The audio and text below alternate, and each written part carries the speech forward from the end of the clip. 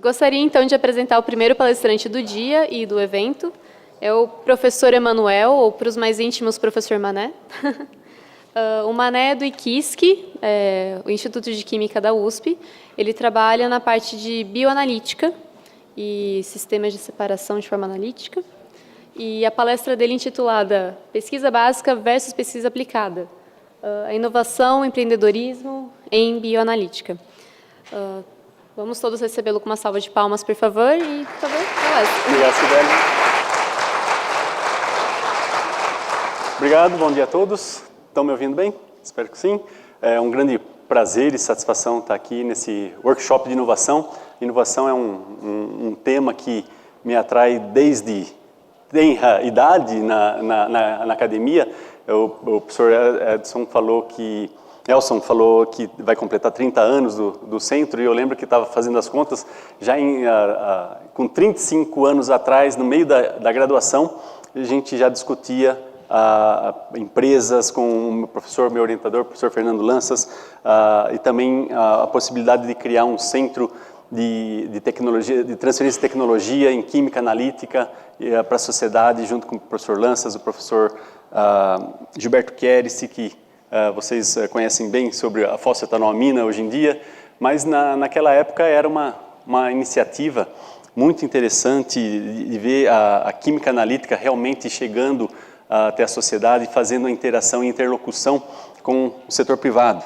Então, eu lembro na época, o professor Chierici, o professor Wagner Polito, o professor Maso, tinha projetos aplicados com a Petrobras, com a Telebrás, e desenvolvimento desses materiais. Então postulou-se um grande centro de química analítica, onde seria feito química analítica aplicada, desenvolvimento de materiais, de transferência de tecnologia, e tudo isso foi por água abaixo, não se concretizou, porque um pouco tem a ver com o velho duelo, né? Pesquisa básica versus pesquisa aplicada. Se a gente voltar 30, 35 anos atrás, o ambiente não era um ambiente de inovação.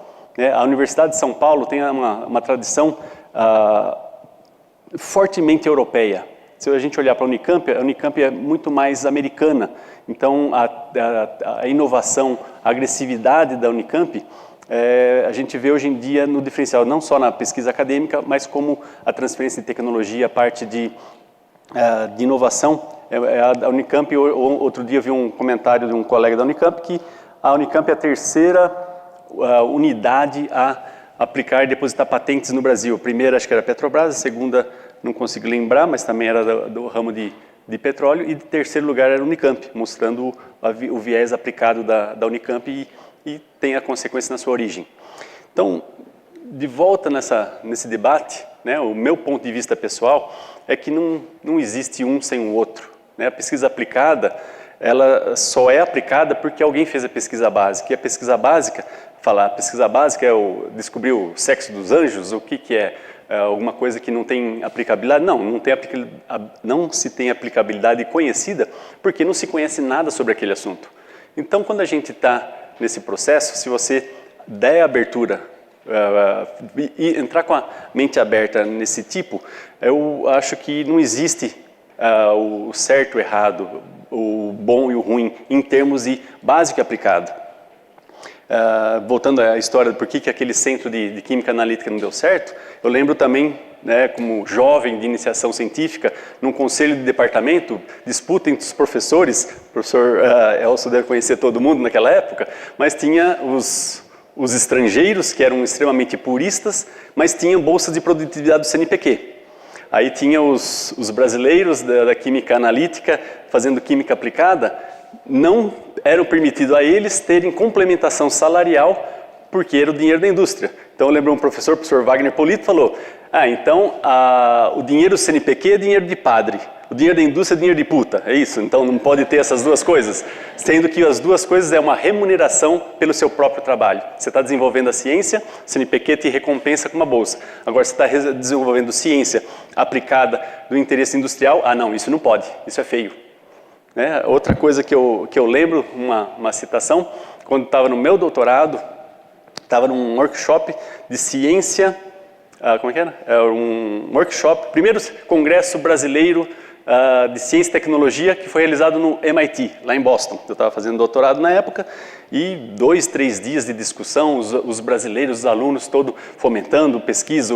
Na época, o Fernando Henrique apareceu por videoconferência, tinha um ministro, o cônsul brasileiro lá em Boston, participou, tudo. Ao final de 2, 3 dias, levantou a mão um senhor da plateia e falou: eu sou aqui um investidor, né, de venture capital, de dinheiro de risco, e até agora não vi vocês jovens falarem de lucro. Lucro não é pecado, lucro não é um palavrão. Por que ninguém está falando em abrir empresa? Vocês estão aqui no MIT, o centro da tecnologia mundial, querendo voltar para o Brasil, só reclamando que a universidade brasileira não vai nos receber de volta, porque não tinha, naquela época não tinha, não teve o ProUni, foi numa época que as universidades federais ficaram 8 anos sem contratação, sem remuneração e sem contratação. E, ironicamente, eu já era professor da USP, estava fazendo meu doutorado, e eu querendo falar: gente, quem quiser minha vaga pode voltar, porque eu quero ficar aqui e abrir uma empresa. Então foi um fato interessante, ainda bem que tudo mudou, né? A gente está falando sobre inovação hoje, né? O professor Lúcio Angus vai mostrar o projeto, as inovações da FAPESP nessa incursão. A gente vai aprender mais sobre o PIP, e PIP também a gente vai ser a temática da minha apresentação. Como já enrolei um monte, eu vou tentar ir mais rápido agora. Então, voltando ao tema, como que a gente define básico aplicado? Né? De novo, entre o certo e o errado, eu não vejo o certo e errado. Eu entendo como ciência boa e ciência de má qualidade. Então, se a ciência é boa, ela pode ser aplicada, ela pode ser básica. O importante é que você faça o seu melhor como aluno, como pesquisador, a dar a melhor ciência possível. E a gente tenta nesse balanço, né? Vocês devem ter ouvido já falar dos quadrantes, né? O quadrante de Pasteur, que é a ciência básica com um viés tecnológico, né? Se a gente puder, né, essa história dos quadrantes, para quem não conhece, se a gente puder fazer um gráfico de pesquisa aplicada na ordenada e pesquisa básica na abscissa, a gente vai ver que o quadrante de Bohr é o alto agregado em conhecimento básico, né, estrutura atômica. Para que serve isso, meu Deus, nada, né? Só que 100 anos depois a gente sabe para que serve a estrutura atômica, as técnicas espectroscópicas, espectrometria de massas, ressonância, transmissão eletrônica e tudo mais. Então, quadrante puramente básico, só conhecimento pelo conhecimento. Do outro lado temos o quadrante de Edison, né? Ele realmente era uma pesquisa aplicada, queria que a coisa funcionasse, não importasse como. Tem até os mais puristas que defendem que o verdadeiro gênio através da eletricidade era o Tesla e não o Edison, que foi só mercantilista. E o quadrante bom, que a gente está chamando de o quadrante de Pasteur, que é de alto valor agregado em conhecimento básico, também alto valor agregado em pesquisa aplicada. De qualquer um desses quadrantes que sua pesquisa, o seu trabalho permeie, acho que você está bem. O que você não pode é estar nesse quadrante aqui, porque nesse aqui é baixa aplicabilidade, baixo conhecimento básico, você não tem que ficar nele, tem que fugir desse quadrante. E aí a gente vê, hoje em dia, que a gente é cercado de perguntas, né? Os cientistas, né, qual é a pergunta da hora? Essa foi uma publicação do professor Jailson de Andrade e outros colegas da SBQ, em 2003. Nesse slide eu vi uma palestra do professor Jailson Bittencourt de Andrade, de Unikis, mais ou menos em 2002 ou 2004, logo em torno dessa publicação. Ele falou que ao longo dos últimos 50 anos, né, começou a criação do CNPq, da CAPES, foi um marco na ciência brasileira, onde pôde tudo começar a engatinhar, né? Depois a CAPES no meio do caminho, formando, dando bolsas, formando recursos humanos, e a formação de doutores que a gente vê hoje em dia tem a ver com essa história. Então, na década de 60, a pergunta era: você faz pesquisa? Né? Se você faz pesquisa, você está cumprindo com as suas obrigações. Você está fazendo o que é esperado de você, na academia pelo menos. Na década de 70, já começaram a dar importância para a publicação. Não, você tem que publicar, você não pode só fazer pesquisa e essa pesquisa ficar somente nas dissertações sem atingir o mercado, seria a população, ser publicado. Você tem que se fazer conhecer através da publicação. Aí, na década de 80, já começaram a ver, não, você está fazendo pesquisa e está publicando, mas o que você está publicando? É aplicado ou é básico? Então, essa distinção começou a ser discutida na década de 80. Na década de 90, já começou a numerologia. Quantos artigos você publicou? Quantos artigos você publicou? E quantos artigos você publicou esse ano? Né, no começo da década de 20, já está sendo um processo onde você está sendo cobrado, né? Agora já é uma questão de cobrança. Os alunos que estão aí querendo almejar a academia, se preparem, porque só vai piorar.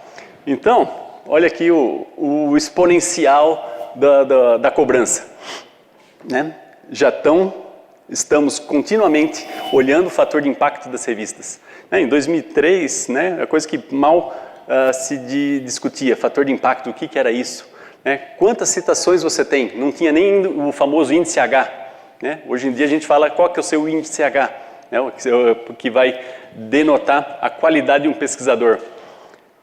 A CAPES CNPq já tem as abinhas para colocar no Lattes, colocar no Sucupira, a plataforma da pós-graduação do Brasil, né, as patentes, a produção tecnológica que é feita no programa de pós-graduação, como se isso fosse responsabilidade da academia. Depois a gente pode discutir um pouco mais sobre isso. Já tem também no próprio formulário da CAPES, da pós, quantos royalties receberam o programa. O que isso está gerando para o país, o que isso está gerando para o programa. E, no final, quantos empregos sua pesquisa gerou? Algumas perguntas que foram postuladas pelo professor Jailson e colaboradores há cerca de 15 anos atrás. Bom, o que eu pretendo fazer, mostrar para vocês, é um pouco no caso dos estudos, na minha própria experiência, do grupo Biomics, que é o grupo de bioanalítica, microfabricação e separações, onde temos mais ou menos já um portfóliozinho de empresas spin-offs do grupo. A gente tem várias vertentes e nessas das várias aplicações, mostrar um pouco qual é a importância do conhecimento básico, e como que esse conhecimento básico tem a ver com o conhecimento tecnológico, com uma aplicação, com uma empresa.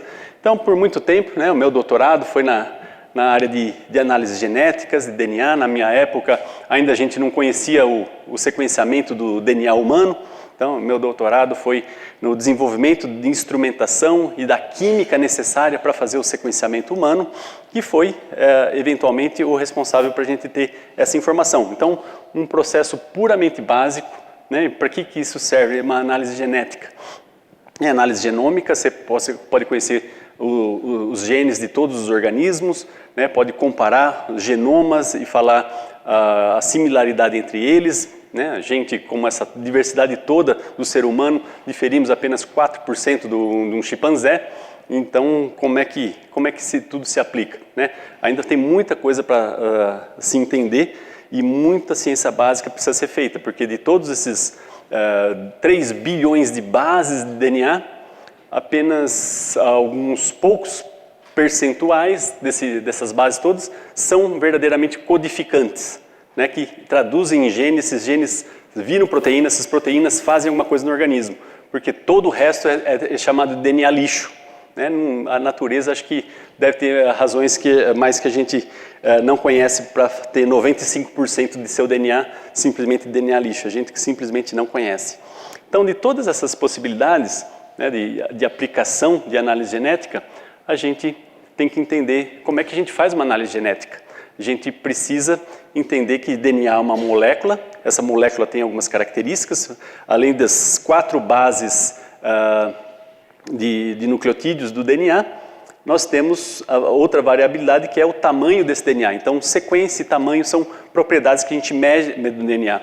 Mas a técnica que nós trabalhamos bastante é a eletroforese capilar de zona. Em eletroforese capilar de zona tem uma limitação que ela diferencia as moléculas pela mobilidade. E DNA, por um particular, ela tem uma relação carga-tamanho constante e não permite a separação. Então, a gente precisa lançar mão de mecanismos de separação de DNA de um capilar, um tubo capilar, usando um tubo de sílica de 50 micrômetros de diâmetro interno, preenchido com gel, e esse gel vai fazer a separação do DNA com uma aplicação de potencial entre as extremidades, e o DNA migra por esse gel e a separação por tamanho se dá.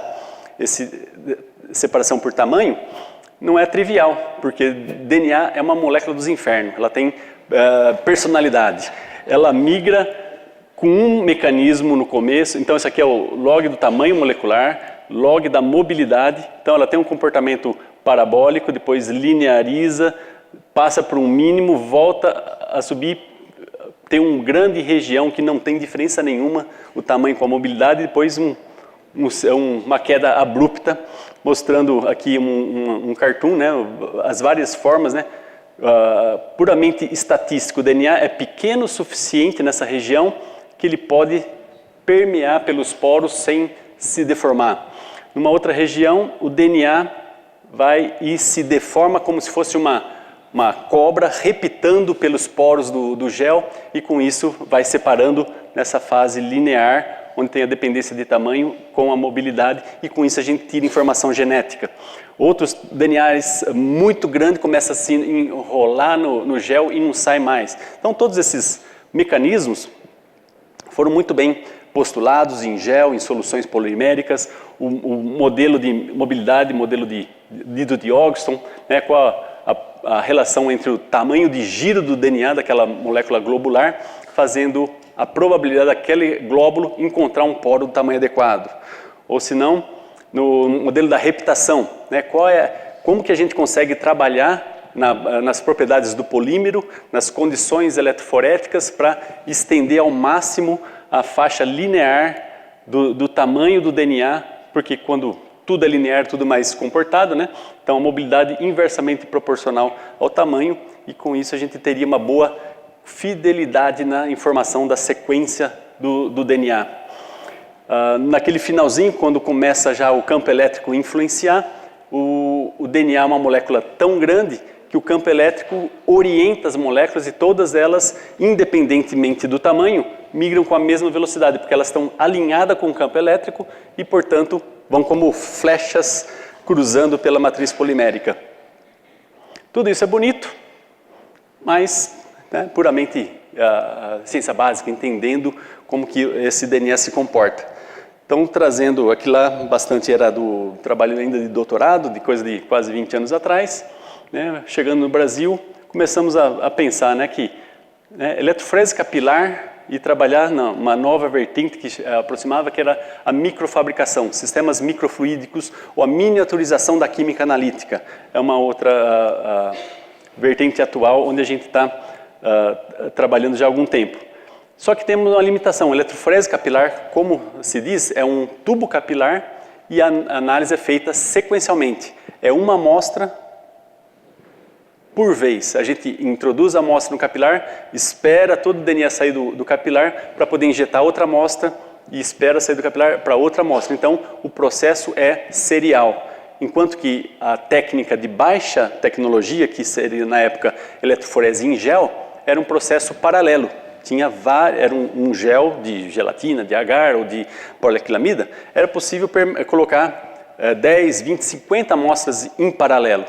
Então essa paralelização não era possível num único capilar. Então a gente pensou, podemos fazer, em vez de uma amostra por análise, uma amostra por canal, fazer uma multiplexação da amostra, várias amostras no mesmo canal, no mesmo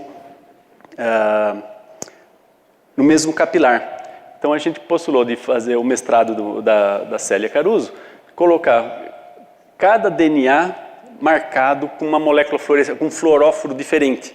Então seria possível espectralmente fazer uma desconvolução espectral, ver todas essas moléculas ao mesmo tempo. Só que no momento que a gente introduziu esses marcadores, esses fluoróforos no DNA, faz com que a migração do DNA, né, essa linha em preto, fosse diferente daqueles que estão, o DNA marcado e o DNA sem marcação, fosse diferente. Ou seja, tem que refazer todo o estudo de mobilidade com e sem a presença desses intercaladores, esses corantes, né? Bobo, toto, são intercaladores de DNA, são moléculas que entram na estrutura tridimensional do DNA, enrijecem o DNA, portanto ele já não vai migrar como migrava quando era uma molécula livre. Então os modelos de Ogston, modelos de reptação, e aí uma aplicação finalmente mostrando que era possível colocar 2 DNAs diferentes, cada um marcado com um corante diferente, essa amostra misturada em uma separação em um único canal, sendo feito, né, desenvolvimento de software para poder interpretar tudo isso, usando um equipamento comercial da época, um equipamento comercial que tinha um arranjo de diodos, mas esse arranjo de diodos era péssimo, relação sinal-ruído na parte que fazia diferenciação, né? Nessa parte aqui não tinha diferenciação nenhuma espectral, e aqui tem os vários corantes, cada um com a sua própria cor, seu próprio espectro. Então, para a gente fazer essa multiplexação de DNA, precisamos desenvolver nossa própria instrumentação. Então, começamos a fazer uma miniaturização, uma eletroforese capilar, aqui estaria o capilar, uma célula de detecção on-column, fazendo uma detecção espectrofotométrica no meio do canal, uma fonte de luz e dentro do computador um mini espectrofotômetro fazendo a separação espectral das cores daqueles vários corantes, e isso foi finalmente construído, escrito um próprio software no próprio laboratório, na casa, mostrando a separação de DNA, fazendo a desconvolução espectral e assim por diante. Foi o trabalho de mestrado da Karina e nossa primeira notícia veiculada de produção do grupo, né? Um aluno fazendo um trabalho aplicado, poderia, com essa instrumentação, baratear os exames de paternidade, que na época estava bastante em voga. Em São Carlos era conhecida, tinha uma empresa chamada DNA Consult, fazia testes de paternidade, então teve uma divulgação na mídia, onde isso foi possível, a primeira divulgação noticiária, né?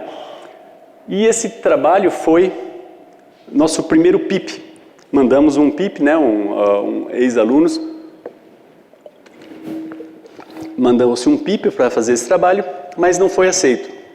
Na época não estava podendo ajudar muito, falei, tem essa tecnologia aqui, tenta mandar para a FAPESP um PIP, mas não passou pelo crivo.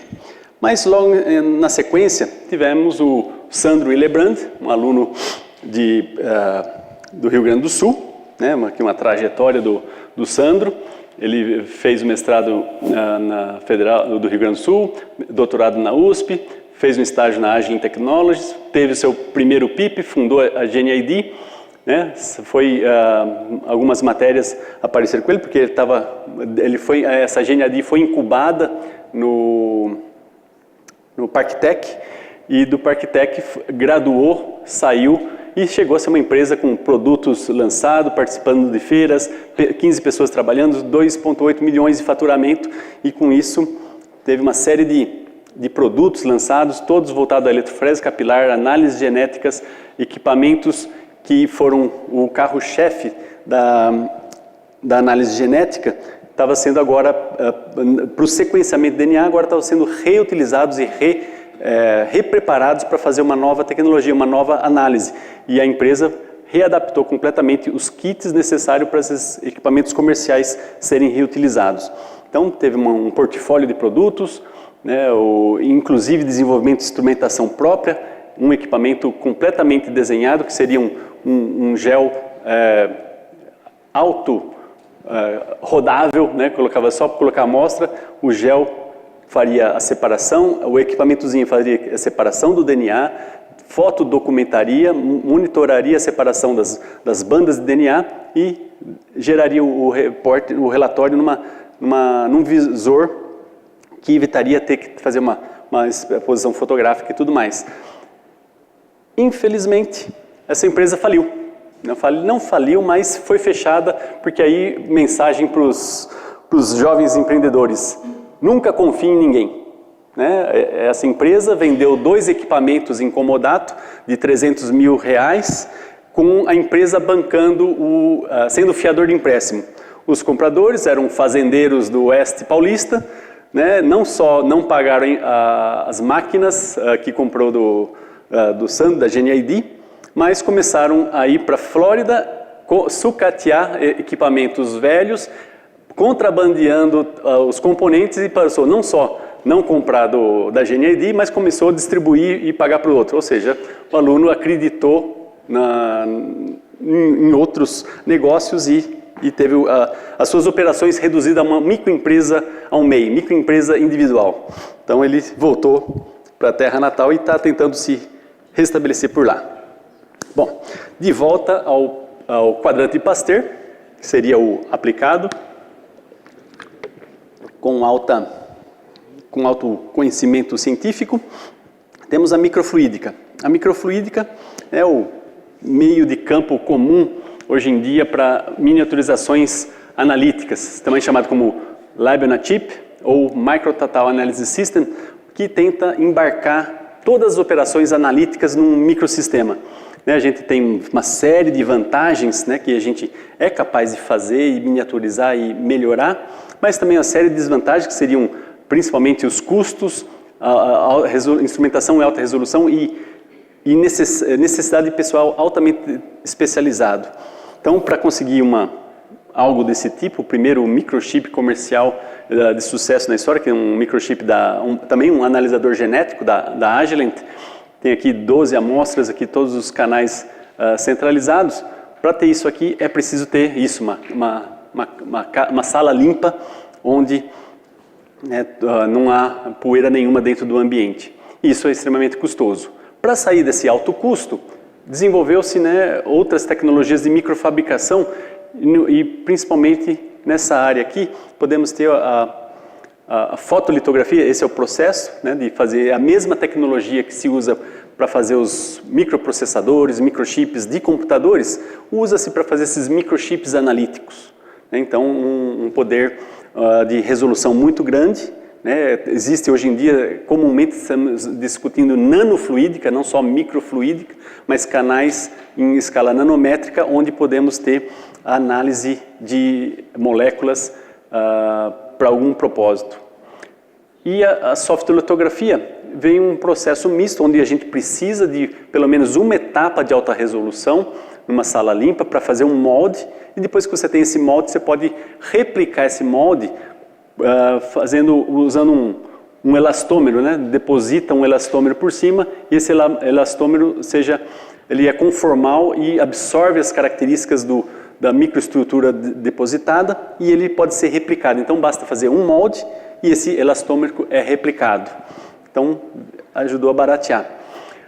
Então, mas não existe dezenas de razões para a gente querer baratear ainda mais, né? Tecnologias de baixo custo são um paradigma hoje em dia para fazer diagnóstico de doença, principalmente em ambientes remotos, né? A gente precisa ter disponível na ciência diagnóstico que seja praticamente de custo zero, que sejam, além de barato, portáteis, descartáveis, bastante simples de aplicar e usar, que deem respostas quantitativas e que sejam aplicados, né, por exemplo, em doenças negligenciadas, porque as doenças negligenciadas são chamadas negligenciadas porque a indústria farmacêutica não quer investir $1 bilhão na validação de um fármaco onde essa doença se encontra em países pobres, né, de baixos recursos, e com isso ninguém vai ter dinheiro para pagar, a menos que os governos invistam e forneçam o dinheiro, como o Brasil fez recentemente, nas últimas décadas, o SUS bancando os remédios para HIV e assim por diante. Né? Aí está criando outro problema que vocês podem ter visto numa revista FAPESP recente, de 2 ou 3 edições atrás, a judicialização do sistema público de saúde, onde tem só de processos judiciais cerca de milhões de reais em processos para que o governo banque os remédios a toda a população.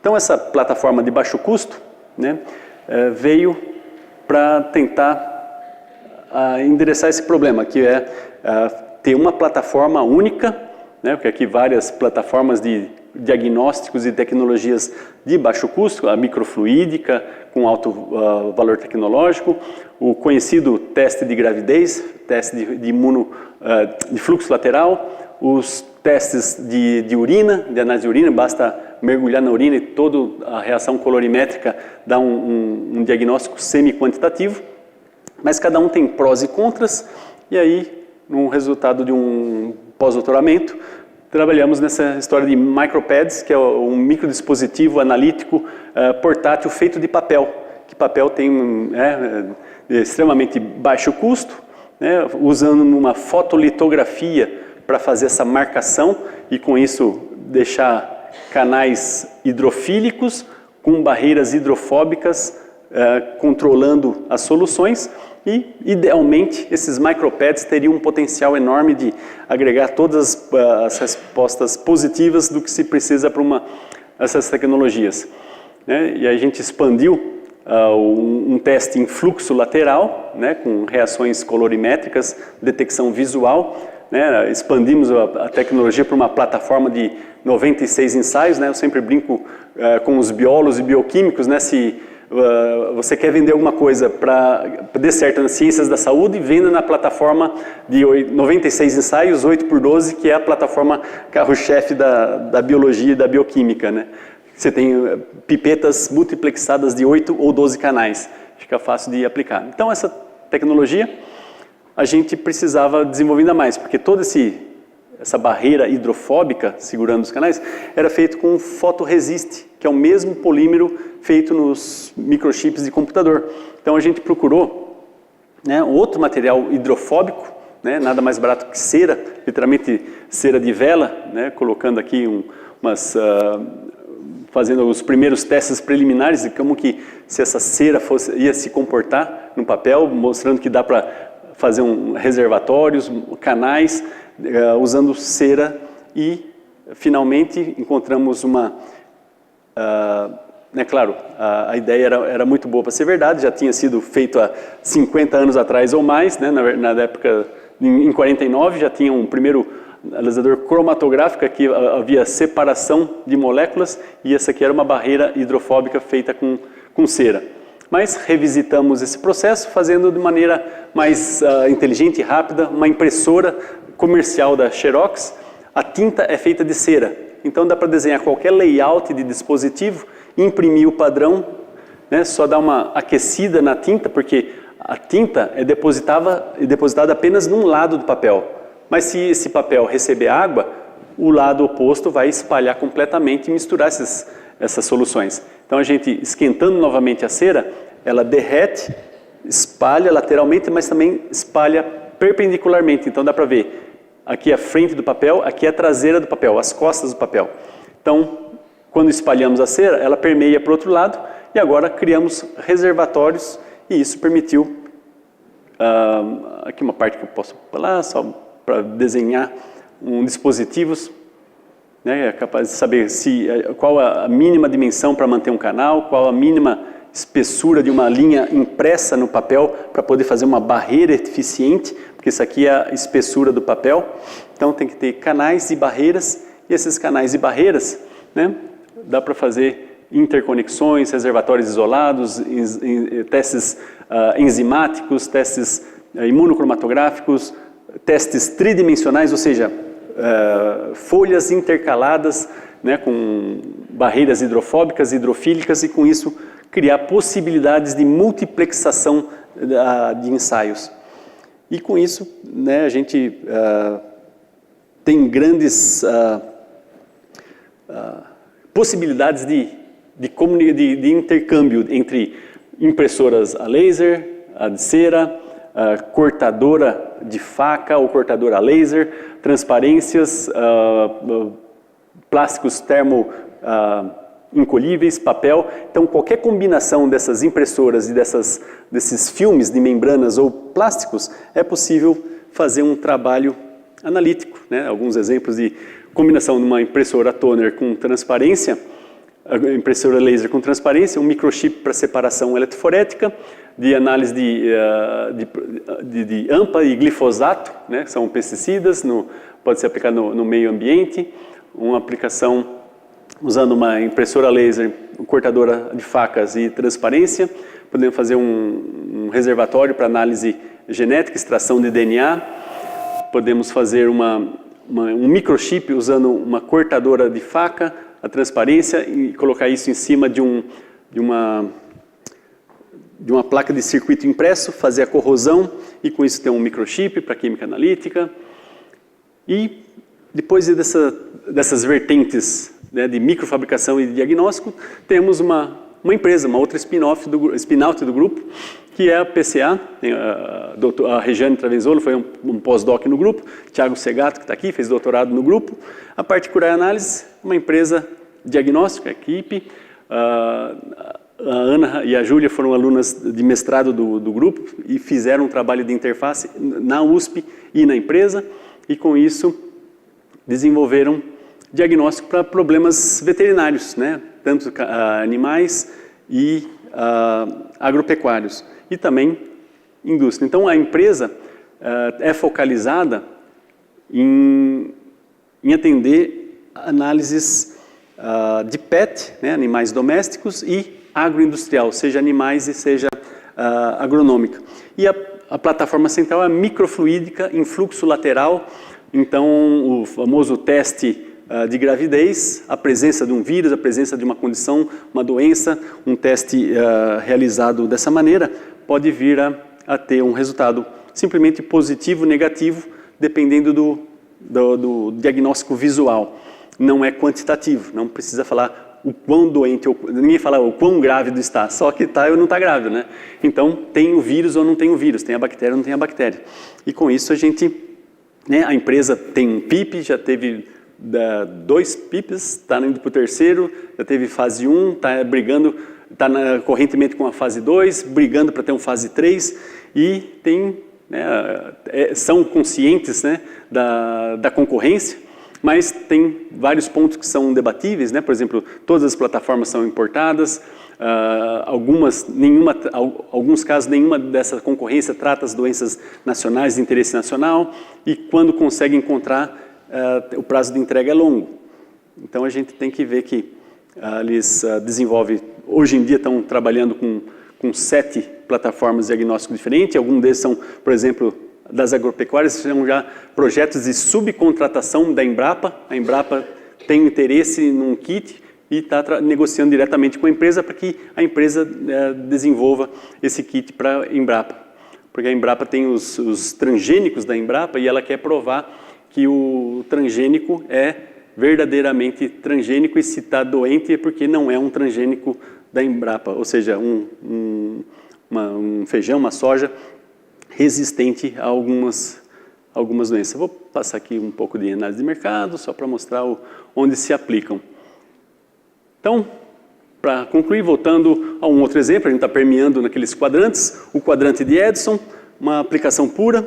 Isso aqui foi uma outra empresa, Spinout, Naturilab, né? Teve o Esmeraldo, que era um pós-doc no grupo, e o Guilherme Ziara, um outro aluno de mestrado do grupo.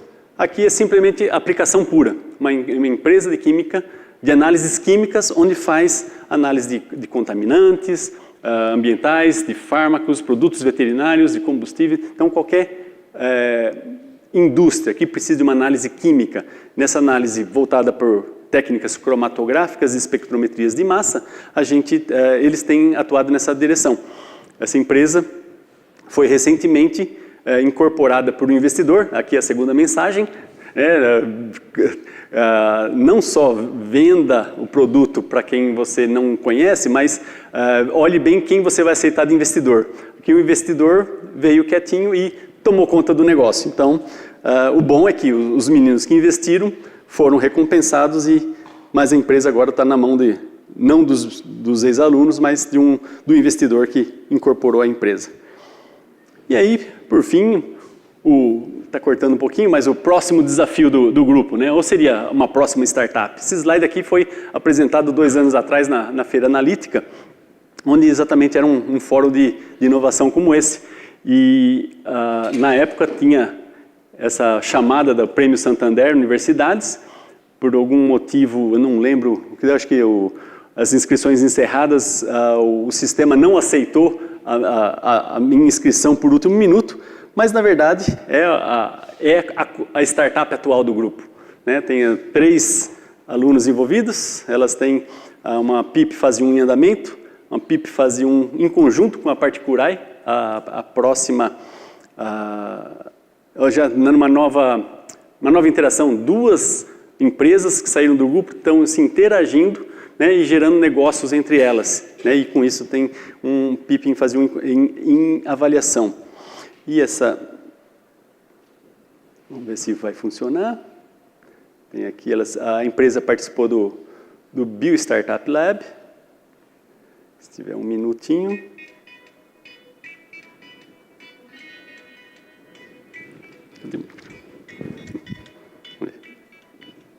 A Soft Biotechnology nasceu a partir de um sonho de 3 pós-graduandas de aplicar todo o conhecimento que desenvolveram durante a experiência na academia. Desenvolvemos diagnóstico molecular de baixo custo, que é rápido e eficaz para a detecção de doenças em bolsas de sangue. Existem portarias do Ministério da Saúde que obrigam que testes de biologia molecular sejam feitos em todas as análises de triagem dessas bolsas. Por conta do elevado custo desse tipo de análise e da necessidade de mão de obra extremamente qualificada, além do custo dos reagentes, que é bastante alto, sendo a maioria importados, nós decidimos produzir um dispositivo microfluídico de baixo custo, rápido, para a detecção dessas doenças.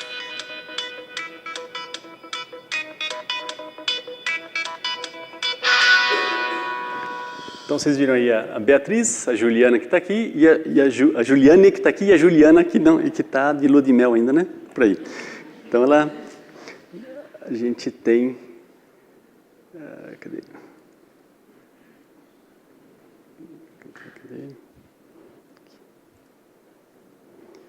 Então, a Solve é a empresa atual e o que eles fazem? Só rapidinho, trabalham com testes genéticos em microfluídica. Aqui o resultado de alguns trabalhos de uma aluna que hoje é professora em Goiás, mas é o ponto de partida da ideia desse PIP, dessa empresa, onde vão fazer análises genéticas num microchip usando nanopartículas magnéticas de sílica para extrair o DNA. Quando esse DNA é extraído, ele está com uma pureza e quantidade suficiente que permite depois uma análise genética em microchip e com isso um diagnóstico de uma infecção, de uma doença, de uma análise genética que possa ser aplicado e vendido por aí. O DNA pode ser amplificado também nessa mesma plataforma, usando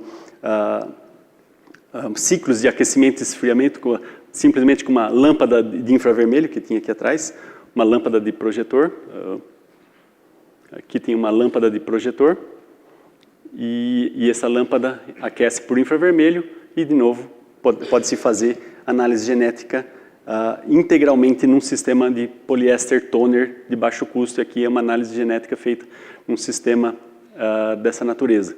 Então, a ideia é ter all-in-one, toda a extração de DNA, amplificação de DNA e aí a separação de DNA num único chip e o resultado seria algo dessa natureza.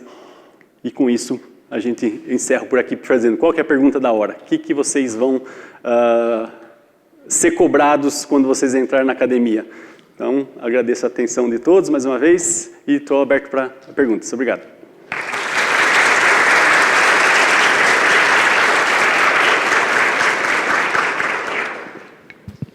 Alô. Bom, pessoal, então, agradecendo o professor Emanuel. Quem tiver dúvidas aqui, passa o microfone e fique à vontade. Alguma dúvida?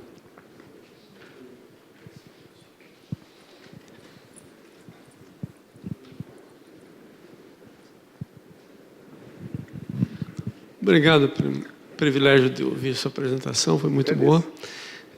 Eu quero ser bem focado numa questão de magnetismo aí, essas nanopartículas, falou nanopartículas magnéticas para separação de DNA. Nanopartículas magnéticas recobertas com sílica para extração de DNA. Ah, sim, o magnetismo entra só para poder atrair... Na mobilização. Não, tá. A nanopartícula... Mas a interação é feita por essa... Pela sílica. Pela sílica. A sílica, a plataforma de sílica é um meio clássico para preparo de amostra para DNA. O DNA interage com a sílica por formação de um clatrato com cátions divalentes e aí ele interage fortemente. Então, a nanopartícula magnética faz a movimentação, o agito. A sílica absorve o DNA. Tanto que esses redemoinhos só ocorrem na presença de DNA. Então, isso aí está ocorrendo porque tem DNA nessa amostra. Se não tivesse DNA, essas partículas formariam um filme homogêneo, simplesmente um borrão marrom pelas partículas. Mas é a partícula, o magnetismo é a energia para movimentar, e a química da sílica que absorve, interage com o DNA e extrai. Depois a gente coloca essas partículas de lado e entra com uma solução de lise ou de remoção da parede. E aí faz as reações genéticas que precisam de amplificação, seja PCR, LEMP ou qualquer outro tipo de análise genética.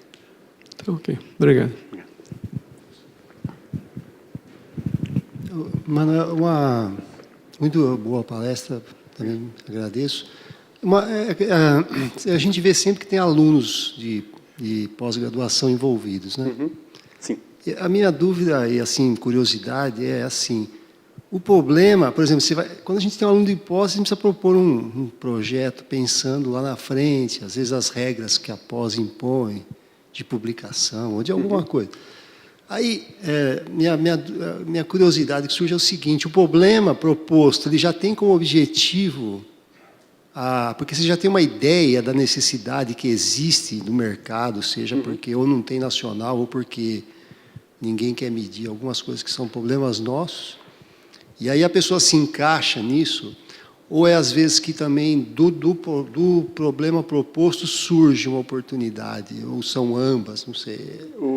Geralmente é do problema proposto academicamente, surge a oportunidade e a motivação dos alunos. Por que vocês não montam uma empresa? Por que não mandam um PIP para a FAPESP? A Solve, primeiro teve o PIP aprovado, depois eles abriram a empresa. Porque naquela oportunidade que a FAPESP dá de incentivar os alunos a pensar e discutir o projeto, aplica para a FAPESP, tem o parecer positivo e fala, então está aprovado, mas precisa da empresa. Aí a FAPESP dá tempo de se abrir a empresa. Então, a maioria desses casos, todos eles foram assim. Nessa rodada atual do PIP, acho que a data limite foi dia 2 de maio, tem 2 propostas que foram enviadas que a gente tem uma participação, mas que a gente está participando como apoiador da proposta. E não é a proposta, não. Foi desenvolvida, concebida e vai e aplica. Não, tem alguém que nos procurou e falou, eu preciso do seu expertise. Falou assim, eu apoio o pedido, vamos tentar. Aí a empresa não tem nada a ver com a empresa, não tenho... Não, mas a pergunta é talvez mais básica, assim, o projeto do projeto seja doutorado, mestrado, quer dizer, a ideia do projeto, porque a gente tem que propor uma ideia no começo lá. Essa ideia, a ideia do aluno é puramente acadêmica, uma proposta de que não se tem um dispositivo, uma análise, um sistema que permita avanço no conhecimento, avanço na ciência, e se ela for útil, a gente usa, se não for, a gente publica. Completar um pouco, aproveitando, como é que fica a questão da confidencialidade? Em que momento vocês tratam esse problema da confidencialidade, da proteção intelectual? Porque Sim. Inicialmente, se não começar a restringir no início, você não avança também, né? Exato. Então, eu faço o papel do advogado do diabo. Eu falo, vocês querem trabalhar comigo aqui, na USP? Eu trato disso como pesquisa. Vocês têm que fazer o seu melhor para vocês se protegerem de mim, porque se cair na minha mão, eu vou divulgar. Então, eles têm que trabalhar, inclusive, entre as empresas, o pessoal fica assim, mas o Mané está com essa, está com aquela, está com qual? Não, eu estou com todo mundo que queira avançar e é o papel deles fazer essa parte de negociação entre as empresas, entre o conhecimento, mas está ficando cada vez mais profissional, por imposição da própria USP. Agora, qualquer projeto de interação, quando eu faço uma participação, por menor que seja a minha participação, eu coloco 1 hora de dedicação, tem que mostrar que tenho a autorização da USP para fazer essa participação, e quando tem esse vínculo, se faz todo o seu trâmite para registrar o projeto junto à Agência USP de Inovação, portal de convênios da USP e tudo mais. Então, de começo já está sendo feito a regulamentação dos projetos dentro da universidade. E aí, é claro, se tiver o fruto uma patente, entra todo mundo, tem as regras, se é um PIP, se o PIP teve bolsa, a detentora é a FAPESP, mas como a USP tem um NIT reconhecido pela FAPESP, ela abre o direito de licenciamento para a USP, e a empresa, se a empresa teve alguma contrapartida, ela tem o direito de fazer a licença quase que exclusiva. É a primazia de ter a oferta da primeiro licenciamento. Se a empresa que passar por tudo isso não tiver interesse, é aberto para todo mundo. Ou se não conseguir fazer uma oferta suficiente e atraente para a USP, ela pode fazer uma licença não exclusiva. Então, tem várias opções que se permite essas negociações, né? O percentual da FAPESP, o percentual da USP, dos pesquisadores. Então, eu deixo os alunos, vão conversar diretamente com assistência acadêmica, com a agência USP Inovação, eu tento fugir dessa parte.